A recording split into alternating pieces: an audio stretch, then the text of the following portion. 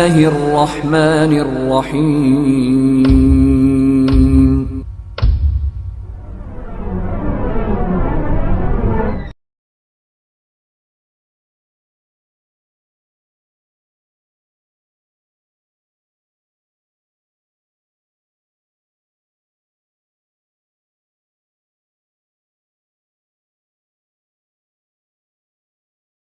अला सय्यदिल अंबिया वल मुरसलीन व अला आलिहि व अस्हाबिहि अजमईन अम्मा बाद।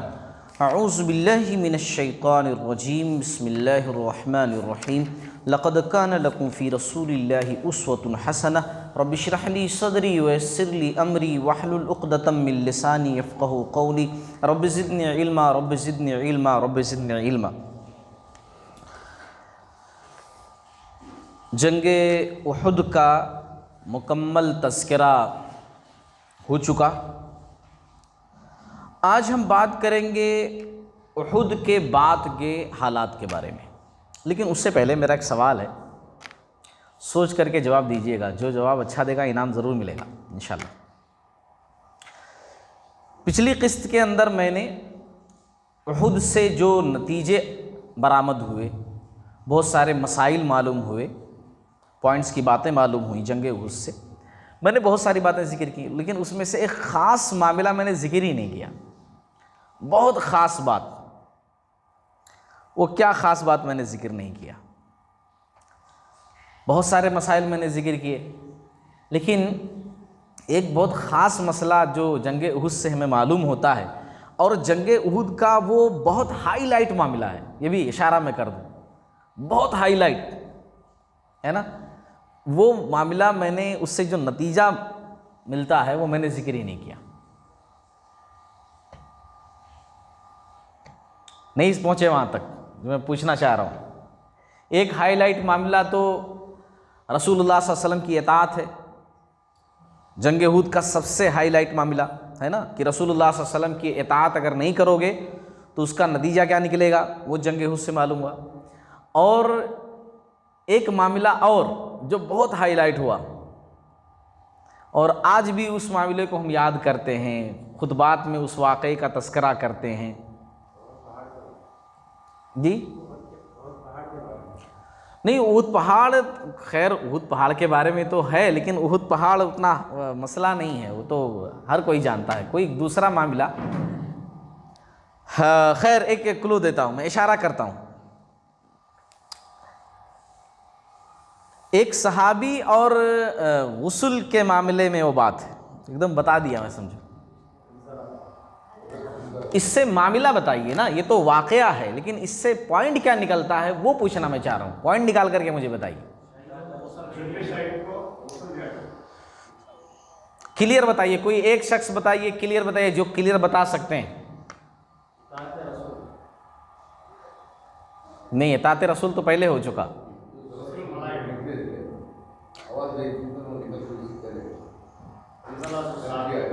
असल में आप सब लोग ना आधी आधी बात बोल रहे हो। एक आधी बात, शहीदों को गुस्ल नहीं दिया जाएगा, ये है असल मामला। चलिए, नहीं एक मिनट, आप सुन, जो नमाज शुरू करने से पहले अपना इनाम जो है ले लीजिए, पहुंचा दीजिए वहाँ तक, उन तक, है ना। ये सबसे अहम मामला मालूम हुआ कि आप लोग सोचिए कि जो शहीद होते हैं उनको गुस्ल नहीं दिया जाता, लेकिन अगर कोई ऐसा शहीद है जो जुनबी है, कितना हाईलाइट मामला है ये कि जो जुनबी है, और अगर पता चल जाए कि वो जुनबी है, अब यहाँ तो असहाबे किराम को नहीं मालूम था कि इन्हों जुनबी, लेकिन अर्श वाले को तो पता था ना कि इन्हों जुनबी, तो जिसकी वजह से फरिश्तों को भेजकर अल्लाह ताला ने गुस्ल दिलवाया। तो अगर हालत जनाबत में अगर कोई शहीद हो जाता है तो उस शहीद को गुस्ल दिया जाएगा। ये पॉइंट वाली बात मालूम हुई, बहुत हाईलाइट मामला।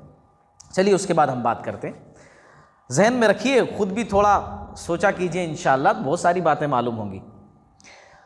उहुद के बाद के हालात के बारे में हम बात करते हैं। उहुद के बाद सबसे पहला मामला तो ये पेश आया कि वरासत के मामले की जो आयतें सूरह निसा की हैं उनका नुज़ूल हुआ, उनका जो है नुज़ूल हुआ। अब बहुत सारे लोग थे जो शहीद हो चुके थे, अब शहीद के जो वरसा थे तो जाहिर सी बात है उनके वरासत का मसला था, तो उस मामले में अल्लाह तबारक व तआला ने सूरह निसा की आयतें जंग उहद के बाद नाजिल की। एक जानकारी की बात हो गई। दूसरी चीज़, ग़ज़वे उहद के अंदर जो मुसलमानों का नुकसान हुआ और मुसलमान इतने सारे शहीद हुए, ये सब देख करके जो आसपास के कबीले के लोग थे, मुनाफिकीन जो अंदर बैठे हुए थे, यहूद जो बाजू में थे, इन सब के हौसले बुलंद हो गए। जो ग़ज़वे बद्र की फतह के बाद डर गए थे, रौब पैदा हो गया था दिल के अंदर कि मुसलमान बोले तो नहीं है ना, उनके खिलाफ कुछ भी नहीं करना वरना सज़ा ज़रूर मिलेगी, वो डर ख़त्म हो गया। वो डर जो है ख़त्म हो गया। हालांकि हमारे प्यारे नबी सल्लल्लाहु अलैहि वसल्लम बहुत ऐसे मामलात किए कि वो दोबारा रौब बरकरार हो जाए। जैसे आप सल्लल्लाहु अलैहि वसल्लम का इस मामले में सबसे पहला कदम ये था कि आप सल्लल्लाहु अलैहि वसल्लम पीछा करते हुए उहद के बाद उतनी दूर तक गए उन लोगों का, तो इससे एक अच्छा मैसेज मिला दुश्मनों तक कि भाई अभी बाकी है दमखम, है ना, ख़त्म नहीं हुए हैं। लेकिन फिर भी जो बात पहले थी वो रह नहीं गई।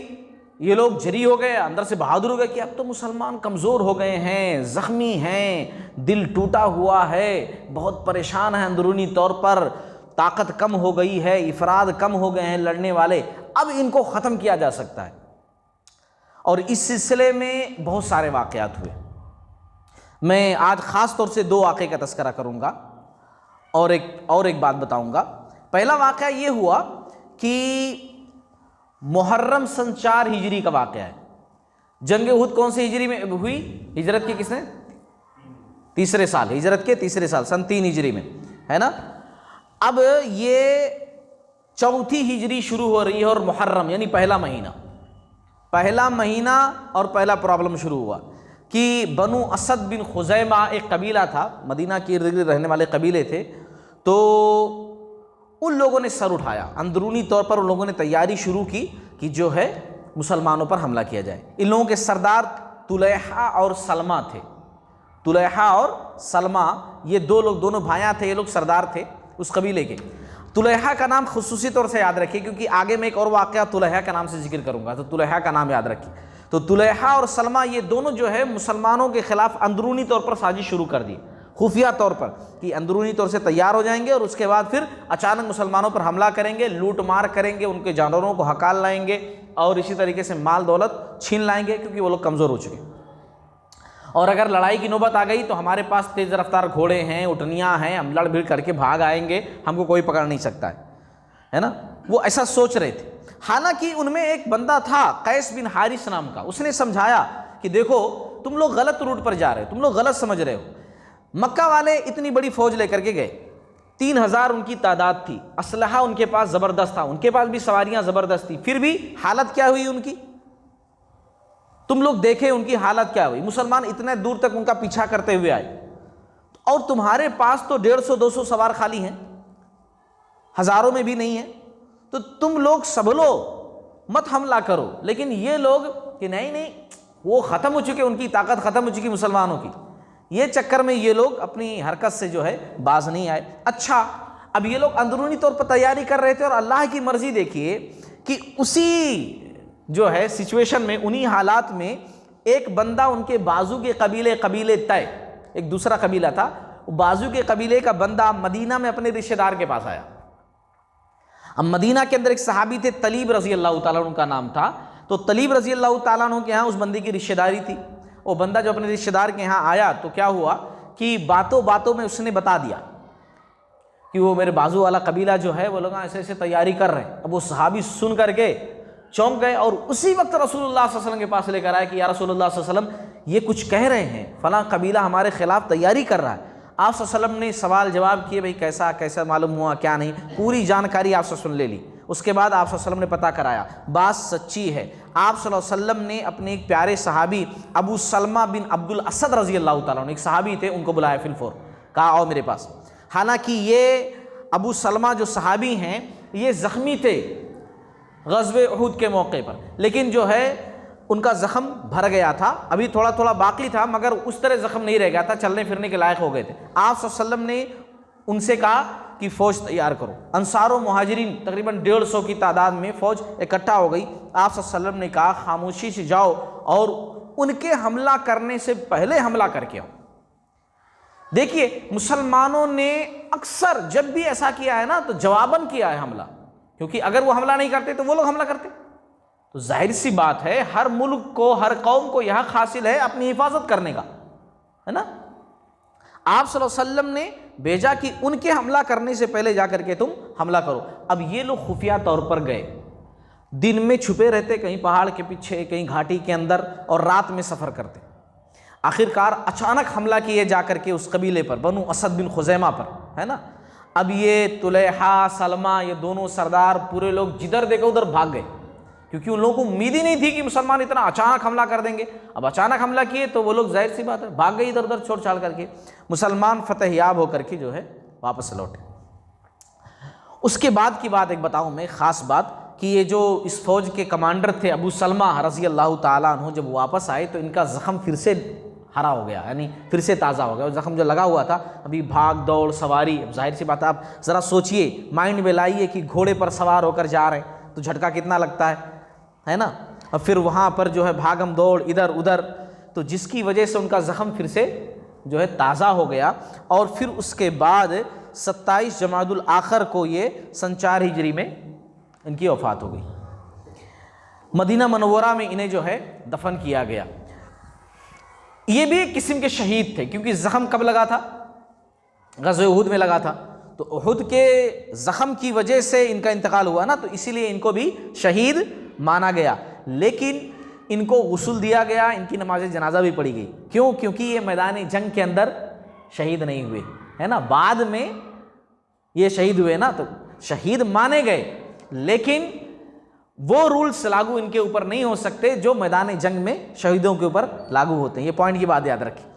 अल्लाह के नबी सल्लल्लाहु अलैहि वसल्लम जब इनके पास आए इनके इंतकाल के बाद, तो इनकी आंखें जो है खुली हुई थी, है ना। इससे एक बात मालूम होती है, अगर आंखें खुली रहें तो आदमी को ये नहीं सोचना चाहिए कि बहुत गंदा आदमी था इसकी वजह से आंखें इसकी खुली हैं। हम लोग कहीं जाते हैं ना, किसी बॉडी को, लाश को देखते हैं, तो हालांकि हमको ऐसा नहीं करना चाहिए, मगर फिर भी हम जज करने लगते हैं, ऐसा सोचने लगते हैं, ऐसे होंगे तब ऐसा हुआ, ऐसे होंगे तब ऐसा हुआ, जबकि ऐसा सोचना ही नहीं चाहिए।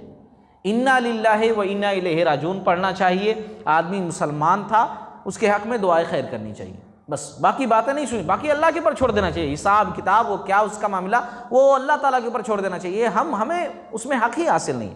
तो आप सल्लल्लाहु अलैहि वसल्लम ने अपने हाथों से उनकी आंख बंद की, और आप सल्लल्लाहु अलैहि वसल्लम ने फरमाया, बड़ी ख़ास बात कही आप सल्लल्लाहु अलैहि वसल्लम ने, कि बेशक जब रूह कब्ज़ कर ली जाती है तो निगाह उसका पीछा करती है। रूह जब कब्ज़ कर ली जाती है तो निगाह उसका पीछा करती है। अल्लाह की मर्ज़ी है, आलम बरज़ख, है ना। रूह निकल गई, निगाहें उस तरफ उठी रहती है, उस पर रूह निकल जाती है। फिर आप सल्लल्लाहु अलैहि वसल्लम ने नाम लेकर के, उनका नाम लेकर के दुआ की। नबी जिसका नाम लेकर के दुआ करे, जाहिर सी बात है उसकी किस्मत का क्या कहना। नाम लेकर के आप सल्लल्लाहु अलैहि वसल्लम ने दुआ की, और फिर उसके बाद आप सल्लल्लाहु अलैहि वसल्लम ने, सही मुस्लिम की हदीस से, देखा घर में कुछ लोग बहुत ज़ोर ज़ोर से रो रहे हैं, ज़ोर ज़ोर से रो रहे हैं। इस्लाम के अंदर नौहा करना नहीं है। नौहा का मतलब कि बहुत ज़ोर ज़ोर ज़ोर से नाम लेकर के रोना, जैसे कि हाय मेरा फ़लाँ, हाय मेरा पहलवान, हाय मेरा फ़लाँ, इस तरह इस्लाम में इस तरह रोना नहीं है। आदमी के दिल में दर्द है, आँखों से आंसू निकलेंगे, इसकी इजाज़त है, कोई बात नहीं। लेकिन चीख चीख करके रोना, गला फाड़ फाड़ के रोना, कपड़े फाड़ फाड़ करके रोना, बाल बिखेर करके रोना, ये इस्लाम ने इजाज़त नहीं दी है। इसको मातम नौहा कहते हैं।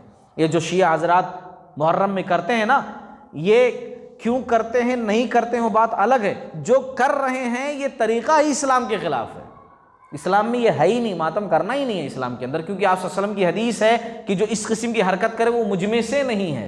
ये आप सल्लल्लाहु अलैहि वसल्लम की जो है हदीस है। तो आप सल्लल्लाहु अलैहि वसल्लम ने देखा कि कुछ लोग ज़ोर ज़ोर से रो रहे हैं, तो आप सल्लल्लाहु अलैहि वसल्लम ने कहा, भलाई की दुआ करो, तुम जो कुछ कह रहे हो फरिश्ते उस पर आमीन कह रहे हैं, इसीलिए सोच समझ कर कुछ भी करो, फरिश्ते मौजूद हैं और फरिश्ते आमीन कह रहे हैं। फिर उसके बाद उम्मे सलमा रज़ी अल्लाह ताला अन्हा, जो इनकी अहलिया थी, इनकी बीवी थी, वो कहती हैं, उनका कौल है, सही मुस्लिम की हदीस है, कि मैं बहुत रोना चाहती थी, दिल चाहता था बहुत रोऊं अपने शौहर पर। और बाकायदा जैसे अरबों का दस्तूर था, एक रोने वाली बाकायदा वहाँ मौजूद थी, उसको बुला लिया गया था रोने के वास्ते, है ना। कि रोए, वो साथ दे रोने में। तो आप सल्लल्लाहु अलैहि वसल्लम उस मौके पर आए, आप सल्लल्लाहु अलैहि वसल्लम को मालूम हुआ, आप सल्लल्लाहु अलैहि वसल्लम ने कहा, क्या तू शैतान को ऐसे घर में दाखिल करना चाहती है जिससे में से अल्लाह ने उसे निकाल दिया है? उस घर में तू फिर से शैतान को दाखिल करना चाहती है जहाँ से शैतान को अल्लाह ने निकाल दिया है? ये सुन करके उम्मे सलमा रज़ी अल्लाह ताला अन्हा कहती हैं कि मैं उससे बाज रही, फिर उसके बाद मैं नहीं रोई जिस तरीके से मैं रोना चाहती थी। सही मुस्लिम की हदीस है। अच्छा, ये मामला तो हो गया। अब जैसा कि मैंने कहा था, तुलैहा ये जो सरदार थे जो मुसलमानों पर हमला करने वाले थे, बनु असद बिन खुज़ैमा कबीले के, इनकी ख़ास बात बताता हूँ, बहुत कम ही लोग जानते होंगे।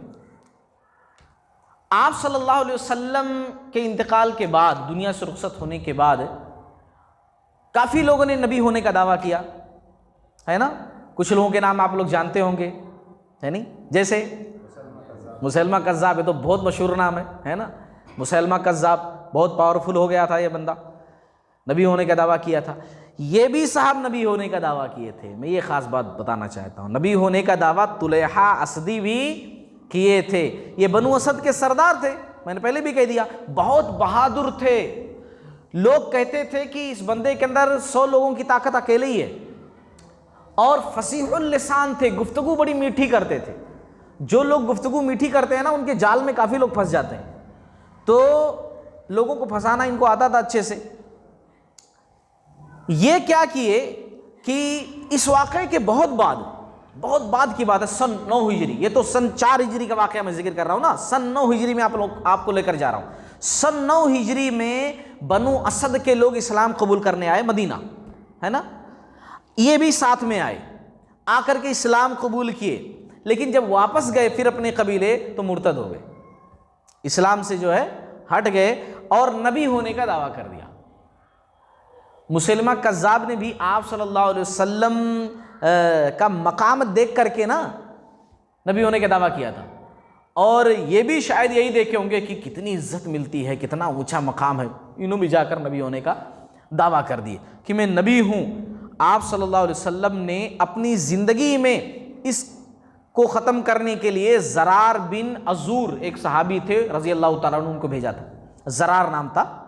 आप सल्लल्लाहु अलैहि वसल्लम ने भेजा कि इस फितने को ख़त्म करके आओ, क्योंकि नबी होने का दावा करना बहुत बड़ी बात है ना, इस फितने को ख़त्म करके आओ। अच्छा, ये गए, ज़रार जो थे रज़ी अल्लाह तआला अन्हु, जंग के दौरान ये तलवार से हमला किए, है ना, तुलैहा पर, लेकिन तुलैहा साहब हट गए, यानी चांस नहीं लगा। अब झूठी अफवाह फैल गई कि तुलैहा पर तलवार का वार असर ही नहीं करता है।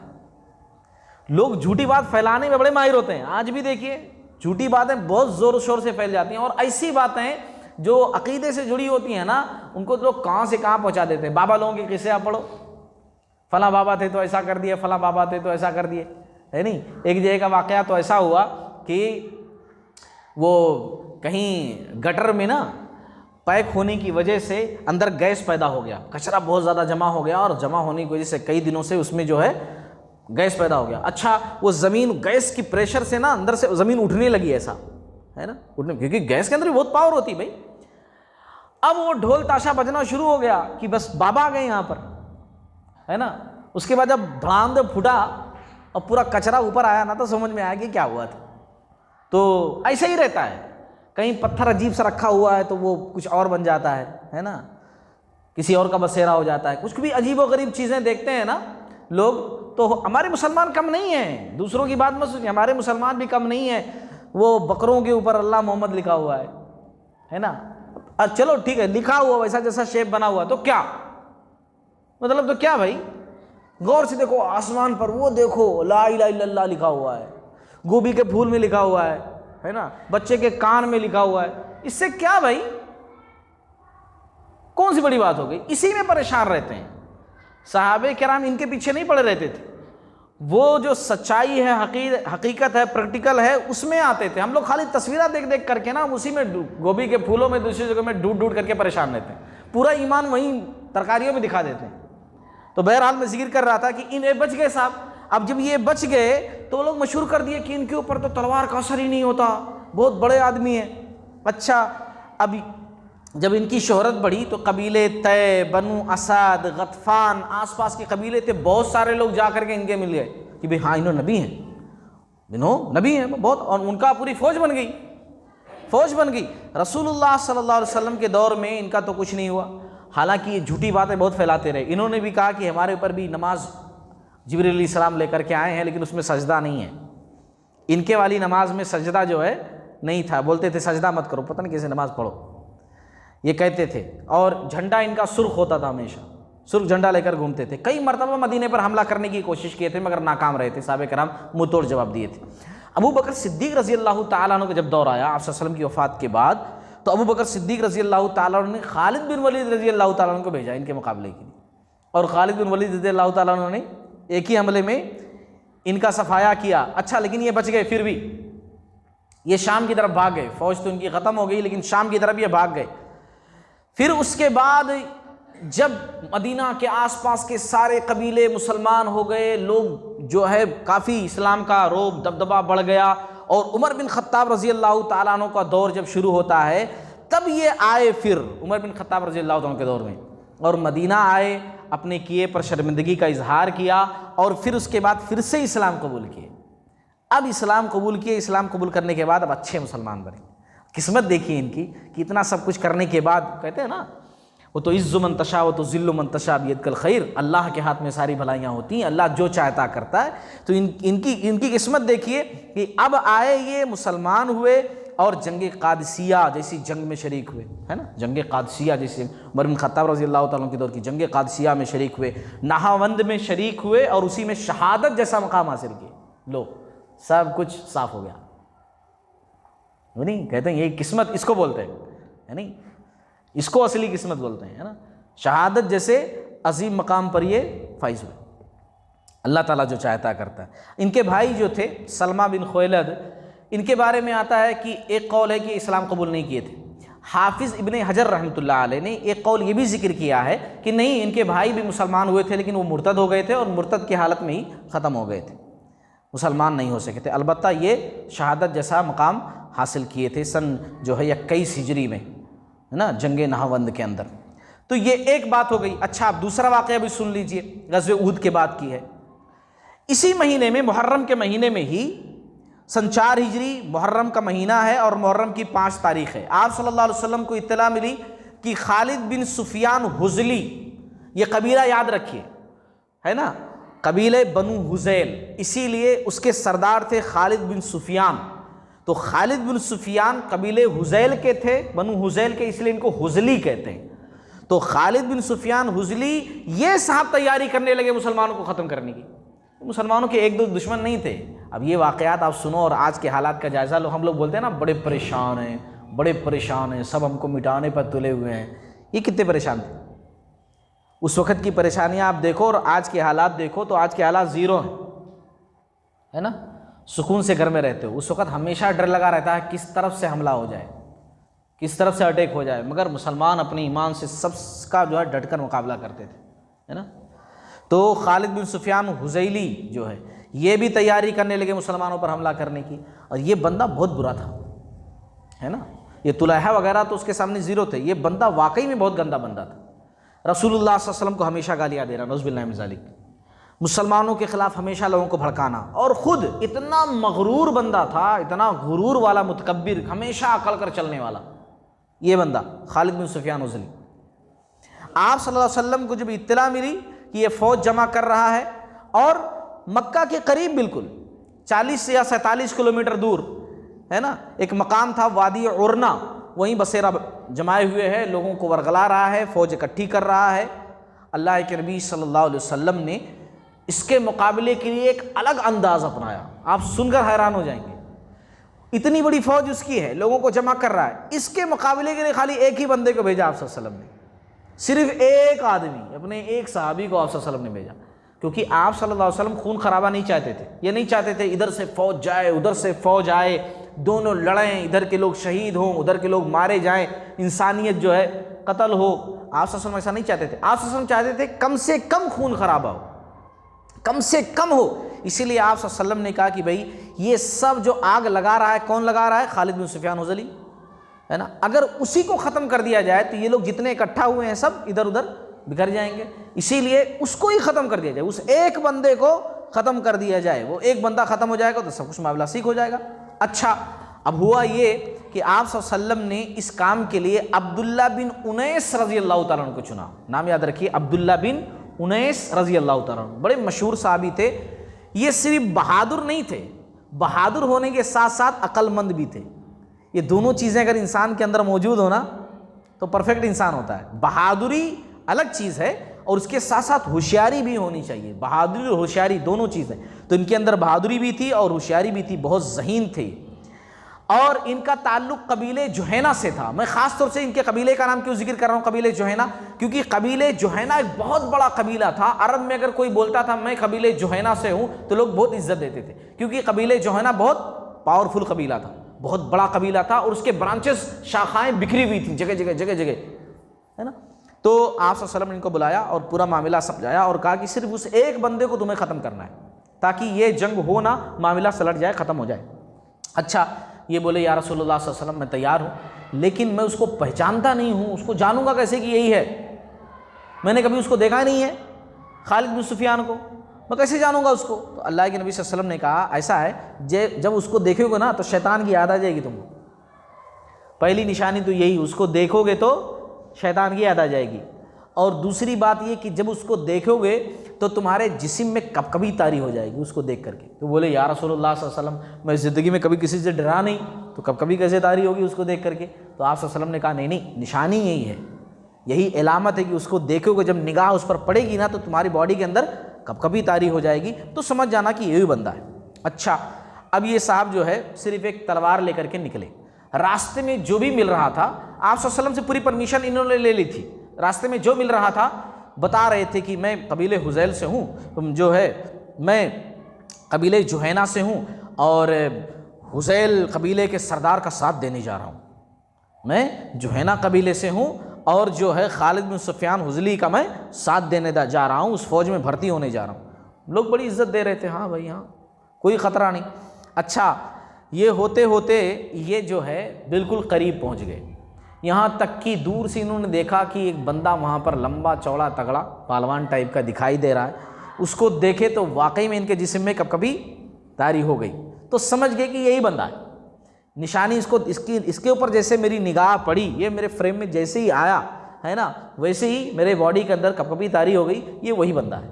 अच्छा, अब असर का टाइम हो गया था, यहाँ ख़ास मामला मालूम हुआ, असर का टाइम हो गया था, नमाज असर का। तो इन्होंने हालत खौफ में नमाज जो पढ़ी जाती है ना, उसकी कई कैफियत हैं। इन्होंने सवारी पर बैठे ही बैठे खाली इशारे से ही असर की नमाज़ पढ़ी, इशारे से। उसमें नमाज खौफ के अंदर ये भी एक सूरत है कि सजदा करने की ज़रूरत नहीं है, खाली इशारे से कि आप रुकू में हैं, आप सजदे में हैं, है ना। कैसे एक आदमी बिस्तर पर रहता है, सिर्फ माइंड उसका काम कर रहा हो, होश हवास में हो, उसको नमाज कैसे पढ़नी है? जबकि उसकी बॉडी काम नहीं कर रही हो, दिमाग काम कर रहा हो, उसको होश हवास है कि मुझे नमाज पढ़नी चाहिए, तो उसको कैसे पढ़ना है? इशारे से ही पढ़ना है ना दिमाग के अंदर। ऐसे ही उस सिचुएशन में उन्होंने नमाज पढ़ी और धीरे धीरे धीरे धीरे उसके करीब जो है जा करके पहुँचे। अच्छा, जब पहुँच गए तो उसके सिपाही रोके, तारुफ कराए, मैं कबीले जुहैना से हूँ और फ़ौज में शामिल होने आया हूँ। उसने भी पूछा कौन बंदा है, लोग तारुफ कराए, कबीले जुहैना से है और हमारे साथ शामिल होने के लिए आया। कहा अच्छी बात है, उसने भी परमिशन दे दी। अच्छा, सब कुछ जब हो गया तो रात में अपने खेमे में खालिद बिन सुफियान ने बुलाया इनको कि तुमसे कुछ बात करनी, आओ। अब ये गए, बकरी का दूध पिलाया, वो भी दूध पी रहा था कि काम उसका तमाम कर दिए, मौका मिल गया है ना, काम तमाम कर दिए। और एक बहादुरी का काम और भी किए कि उसका सर काट दिए, है ना, कि हाँ यही है ना, ये इसको मैं मार कर लेकर जा रहा हूँ। और फिर उसके बाद वहाँ से निकले, लेकिन ज़्यादा देर तक बात छुपी नहीं रह सकती थी, पहरेदारों को पता चल गया, वो लोग पीछा शुरू कर दिए। तो इनका वाक़या जो वहाँ से फ़रार होने का ना, रसूलुल्लाह सल्लल्लाहु अलैहि वसल्लम की हिजरत की तरह कुछ है। ये भी जाकर एक गार में छुप गए और जब तक मामला ठंडा नहीं हो गया वो गार के अंदर छुपे रहे और फिर उसके बाद वहाँ से निकले। दिन में ये छुपे रहते कहीं ना कहीं, सिर्फ रात में छुप करके सफ़र करते और इस तरीके से मदीना आकर के पहुँचे। रसूलुल्लाह सल्लल्लाहु अलैहि वसल्लम ने जब दूर से देखा वो आ रहे हैं मस्जिद के पास, आप सल्लल्लाहु अलैहि वसल्लम ने देखा वो आ रहे हैं तो बोले कि ये चेहरा तो ऐसा लग रहा है जैसे फतह याबी मिल गई है। चेहरा बता रहा है कि फतह याबी मिल गई है। आप सल्लल्लाहु अलैहि वसल्लम ने कहा और ये आए और उसके बाद पूरी रुदात पूरी दास्तान सुनाए कि रसूलुल्लाह सल्लल्लाहु अलैहि वसल्लम काम हो गया, दुश्मन ख़त्म हो चुका है। आप सल्लल्लाहु अलैहि वसल्लम बड़े खुश हुए और आप सल्लल्लाहु अलैहि वसल्लम ने इन्हें एक लाठी इनाम में दी। अब आप लोग बोलेंगे लाठी इनाम में दी? नबी दिए इनाम में, ये आप देखिए, है ना। रसूलुल्लाह सल्लल्लाहु अलैहि वसल्लम कोई चीज़ दें तबर्रुक के तौर पर तो उसकी अजमत बहुत ज़्यादा बढ़ जाती है, क्योंकि देने वाला बड़ा अजीम है ना। तो आप सल्लल्लाहु अलैहि वसल्लम लाठी इनाम में दिए। अब ये लाठी लेकर के बाहर निकले, सहाबे कराम बोले भाई ये लाठी कैसा तुम? अब जाहिर सी बात है इन्होंने जवान है, लाठी लेकर गई को। तो बोले रसूलुल्लाह सल्लल्लाहु अलैहि वसल्लम दिए मुझे, ये लाठी इनाम में दिए। तो लोग बोले कि दिए तो दिए, लेकिन आप सल्लल्लाहु अलैहि वसल्लम से तुम्हें पूछना चाहिए था ना कि कई को दिए, किस लिए दिए? इनाम दिए ठीक है, करना क्या है इसका वो पूछ कर आओ। असल चीज़ सहाबे कराम का दिमाग देखिए, वो पूछ कर के आओ। तो ये गए, या रसूलुल्लाह सल्लल्लाहु अलैहि वसल्लम ये लाठी में करूँगा क्या, मतलब किस लिए दिए हैं इनाम में? तो आप सल्लल्लाहु अलैहि वसल्लम ने कहा कि ये हमारे और तुम्हारे दरमियान एक निशानी है, क़यामत के दिन जब आना तो इस लाठी के साथ आना, है ना, इस लाठी के साथ मेरे पास आना, इस लाठी के साथ आना। कितनी बड़ी बात है ना, इस लाठी के साथ आना। चुनाचे ज़िंदगी भर वो लाठी उनके पास थी, यहाँ तक कि उन्होंने वो बाकायदा तलवार में से फिट करा ली थी उसको, मुझसे अलग ना रहे ये। जब उनकी जो है इंतकाल का उनका वक्त आया था, 54 में तकरीबन हिजरी में इनका इंतकाल हुआ है, तो उस वक़्त इन्होंने बाकायदा वसीयत कर रखी थी कि मेरी जब भी चाहे शहादत हो या मेरी वफ़ात हो, इस लाठी को मेरे कफन के साथ ही रखना, मेरे कब्र के अंदर इस लाठी को रख देना। अब कोई इससे मसला ये निकाले कि हमारे बाबा कुछ रख देते हैं तो आप बोलते हैं कि नहीं गलत, नबी की बात अलग है ना। नबी थे, नबी वो नबी की दी हुई चीज़ है, तबर्रुक वाली चीज़। ये बाबा जी जो गांजा पीते रहते हैं, कौन सी तबर्रुक इनके हाथ में आ जाएगी, है ना, खींचते रहते हैं, धुआं छोड़ते रहते हैं, बीड़ी सिगरेट क्या से क्या करते हैं। हाँ अक्सर बाबा लोग यही करते हैं। अब आप देखिए उनकी हरकतें, आप फिर भी पहुँचे हुए बाबा रहते हैं, है ना। और मैं एक जुमला बहुत कहता हूँ, जितने गंदे उतने बड़े बाबा, है ना। आप कुछ बाबाओं को देखेंगे तो ऐसा लगता है साल भर से नहीं नहाए हों, है ना, इतने बड़े बड़े बाल, अजीब सी शक्ल, अजीब से नाखून, है ना, और उसके बाद वो बहुत पहुँचे हुए बाबा रहते हैं। कुछ बाबा तो ऐसे हैं कि नंगे बाबा हैं, है ना, कपड़े ही नहीं पहनते। वो बोलते हैं कपड़े की क्या ज़रूरत, अल्लाह ताला जब पहना कर नहीं भेजे तो हम कहीं को पहनना है नहीं। वो अजीब उनका मामला है। ऐसे लोग असल में 80% पागल होते हैं।